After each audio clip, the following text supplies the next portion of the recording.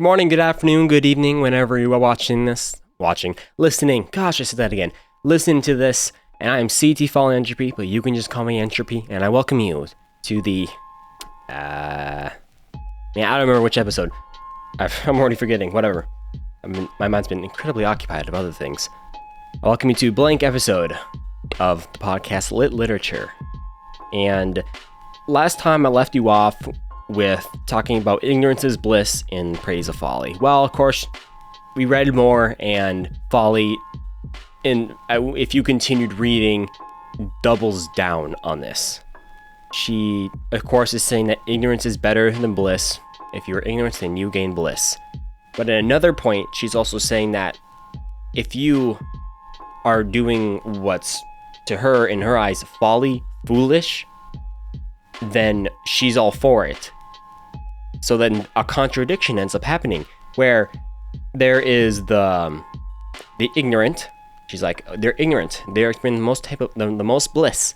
And then she looks at the philosophers, theologians, the scholars, and says, you're dumb for pursuing such knowledge that you've taken away your youth, your blissful youth. But at the same time, they're, in her eyes, being dumb in doing so. So she should be as well be in praise of what they're doing.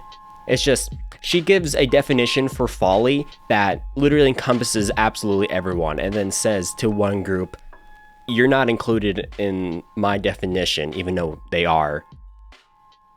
And contradictions and being a hypocrite is just one of the main things of folly. This jester named Folly. So it is very fitting still. But she goes even further. There was one instance that I was just reading and I was like, I can't believe she's saying this. All right. Essentially, she was saying that I hold together so much. There's so many things that people do not credit me for. And she's like, for example, marriages. She says that there are so many marriages that shouldn't last, but because of me, they will last. And she gives the example of a cheating wife. And it would be better for the husband to be ignorant of her wife's unfaithfulness than to experience the pain and losing his bliss from knowing about her adultery. That is pretty bad to me, I'm gonna be honest. And she even says that with friendships, where if a friendship is sour, if one's ignorant of what the other did to each other, even if they're currently harming each other without even knowing it, then it's better anyway for them just to not even acknowledge the suffering that they're causing each other. Which I guess she said it and she stuck with it. And then the next part, she was again talking about, the old and the youth, but she's being a hypocrite because she's saying it's bad to be older than younger. And she says this. She says, everybody hates a prodigy. And I personally have thought about this myself concerning prodigies, where someone very young, it's like young prodigies, you see them on like America's Got Talent, or just some young girl, like, I don't know, some young boy, for example, just goes up to the piano and just whips an entire song out, and they're just phenomenal. They just have this inherent skill. And yeah, that would be a prodigy. I remember, I don't know if this is mean or not to say, but I consciously remember myself telling my mother this, where I said that I have more respect for a performer who's spent their entire so many years perfecting their performance and their art compared to a prodigy who just does it on a whim. And in a sense, I believe I had a point there, but at the same time, that is still very inconsiderate of me. I kind of make a point, but at the same time, there's a hint of jealousy in it. Because, man, it's just essentially me just saying, man, I wish I could have the inherent skill to just do whatever I'm doing, like whatever performance I'm doing, just do it habitually. And that's bad of me, because this is a phrase that I tell people a lot, and I say take it to heart, and it says, and I should remember where the phrase is from, but it's, to compare the beauty of two things is to kill it. If you look at the beauty of someone who has spent so many years perfecting their art, that is very beautiful, and it's and you can appreciate it. You can also look at the inherent gift that someone young who kind of is able to do this talent so well immediately, and that has its own beauty to it as well, because they're so young, and it's quite the sight, and it leaves everyone in awe. And to compare the two is pretty selfish. I was just looking through some of my papers right here of notes I took on when I was reading it, and I don't think there's really anything too else worth talking about in there, because the rest of it was just an entire analogy of more Greek mythological stuff that I personally do not know anything about. I've read the Iliad. I haven't read the Odyssey.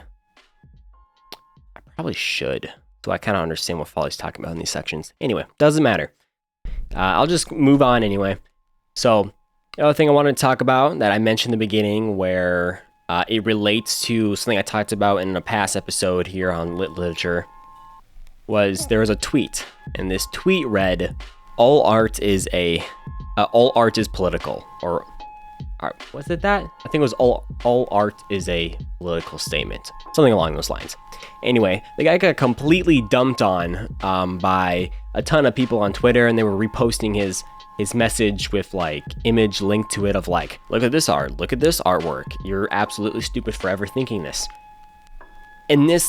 But the guy is, in a sense, correct. Maybe not to an absolute, as everyone is kind of judging him on for, but it goes back to me talking about how a lot of politics is supposed to have this inherent truth of which it judges everybody by. We make a rule that says don't kill. Well, there's no standard of truth to most people, because to most people, truth is subjective. So under what is like stopping me from killing my neighbor, except the law? But like, why do we have the law? Why does that exist? What gives it the authority to judge what I do? And that's why there needs to be a sense of a moral authority, and one that can't compensate for every single moral, because then you will have contradictory laws, which the more that we see our government trying to accommodate for so many like religions in America across all laws for the sake of equality, it's our systems of law are falling apart as of right now. But with politics essentially being this pushing of a standard for truth and what you should do and what you shouldn't do, it leaves a statement, because there's a statement of truth behind what you put. And even yet, when it comes to religion and how it relates to people and themselves, a lot of artwork that people make inherently show them as a person, what they believe, and that will reflect under the law. You know, for example, you can't draw child pornography. That is law that you can't. Well, for example, someone could draw art of such a horrible, disgusting, vulgar thing because they believe it to be okay, because that's their standard of truth. And in them drawing that artwork, this is them making the statement that this is okay.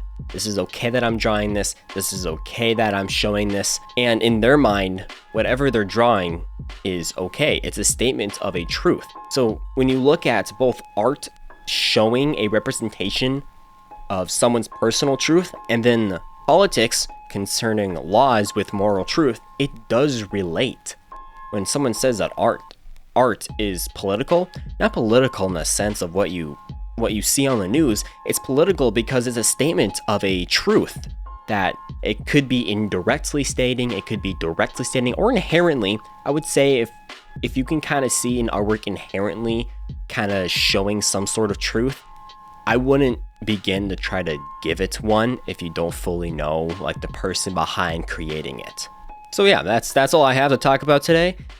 And I'm gonna release like two other things all on the same day. I'm feeling very motivated to podcast as of right now, but I've entrapped myself with something here, and that is I made a podcast around the content with my schoolwork. Sometimes I want a podcast, but I don't feel like doing my schoolwork. But with my podcast needing me to do my schoolwork, I've trapped myself in being responsible and not procrastinate on my stuff. So now that's which I hate to admit, but was the reason why I didn't post till, I haven't posted anything since my last one. I've just been dragging myself along to get through homework. And then once it's done, it's like, oh, I don't feel like doing anything. I don't even feel like podcasting. Now I feel like podcasting. I have the time. Well, time I should be doing homework. Whatever, that's what I put myself in. Anyway, I have more stuff to make, and I will see you in the next one. Thank you.